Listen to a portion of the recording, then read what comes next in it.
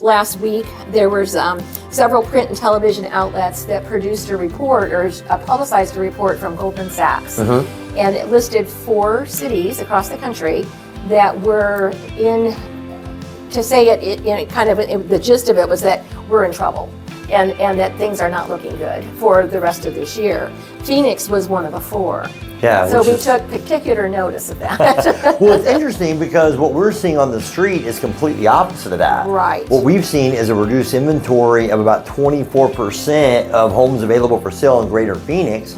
We've seen a 1% drop in interest rates from their high point late last year, and we've seen the buyers come out of the woodwork. I mean, in the last week, we've counted internally, I think 5 or 6 times where we've seen multiple offers again. I mean, how long has that been since we've seen that happen? I have an investment buyer who there was 2 properties this weekend we were going to go see. We didn't go see them because they already had multiple offers and they were brand new on the market. Yeah. So what are the misconceptions you think that you saw in the article? I saw them talking about comparing our current market and the price reductions back to 2008, which is ludicrous, basically. Yeah. It's not at all the same thing, and we have published and sent out multiple articles and statistics about how there is just so many ways that recession or that housing bubble burst was so different than where we are today. And none of the companies or the news media that we rely on that are factual are thinking anything like that. Yeah. I mean, you look at the real numbers and it's like this. We were under 16,000 homes for sale today. Right. We're averaging about 6,000 to 7,000 sales per month over the last several months in Phoenix, which means we're less than 3 months supply. By any standard that you would ever know, 3 months is a seller's market. Now, it feels like a buyer's market out there lately, the last several months, because there's more supply than there been in quite some time. But the reality is, on paper, it's actually still a seller's market, maybe to the balance side, but rates have come back down to normal levels. 6%, low 6s is very normal. That's very normal. A lot of people don't think so.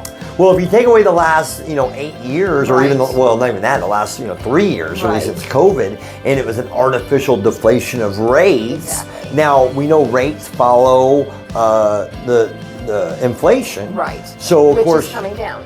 Correct, which is why rates have come down. Right. So, if what they're saying is true, I mean, we would have a reversal of inflation, of which interest rates follow.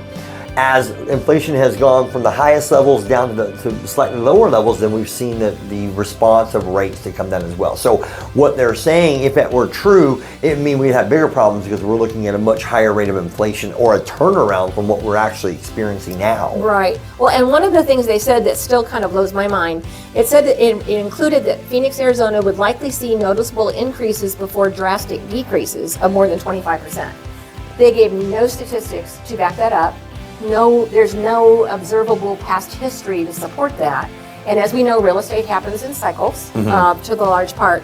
So just to throw out something like that, to have an increase and then a 25% decrease, there's just no founding for that. So that particular fact was something that we just like, well, where did that come from? Yeah. 2 things to note with that are that, number one, for those of us who were in the business in 2006, 7, 8, what we saw was there were over 60,000 homes for sale on the market at that time versus 15,000. And a lot of those were distressed. That's right. Over 10,000. Right? We have less than 200 distressed properties in the market currently. Exactly. Rates were higher than they are now. They were in the mid 6s, mid to upper 6s at the time. Right. And we lost over 60% in value.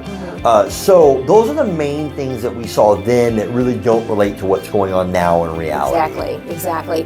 Well, what we checked too, just with some local reliable different groups, is we saw that several reasons to be optimistic.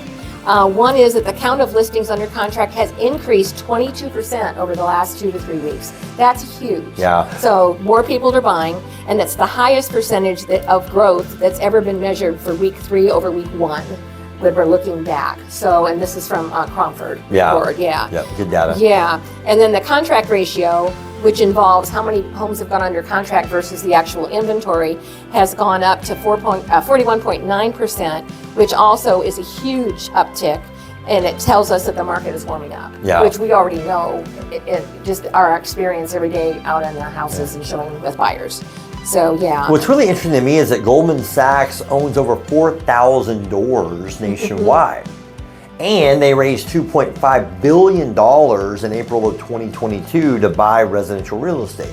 So why do you think they'd be raising money less than a year ago to buy real estate and then predict this was going to happen? Well, it's either to drop prices they can buy, potentially, but I would follow the motivation. Follow the money. You know, look, the internet is about getting clicks, which then get you views, which then get you advertising dollars.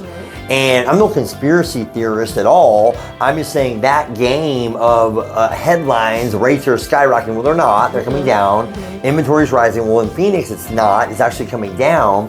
But then again, they've got us all talking about it. So they did their job of clickbait to make money on that particular article. So they did their job, but our job is to let you know what's really going on the street in real time, which is what we're talking about today. And whenever you see national news kind of contradicting what you kind of feel about our local market, because that's what we're concerned with. I mean, we're concerned about national, but our clients and our homes and our listings are here in the Phoenix area for the most part. So we want to make sure that we're pulling from local people, local reports, local stats, where we have something that we can put behind what we're saying, not just some kind of big statement that generalizes something that's not even a fact. So. Our job is to interpret the market. Exactly. If you want the truth, call us first. We'll let you know what's really going on. It's not to benefit us, it's to benefit you. And you need to know the facts of what's going on in your market hyper locally so you can make an educated decision about what's right for you. So there's nothing more for us to do than to interpret what's really going on, share that with you, which is what we're doing today. That will help you make an educated decision for what's best for you and your family. Exactly, and I would totally echo that. Any questions, anything you hear, anything the neighbor says, or the guy at the grocery store, or somebody in your family, or whatever says, and you just want to check it out, call us, because we'll let you know the truth. And if it is doom and gloom, we won't pull any punches on that.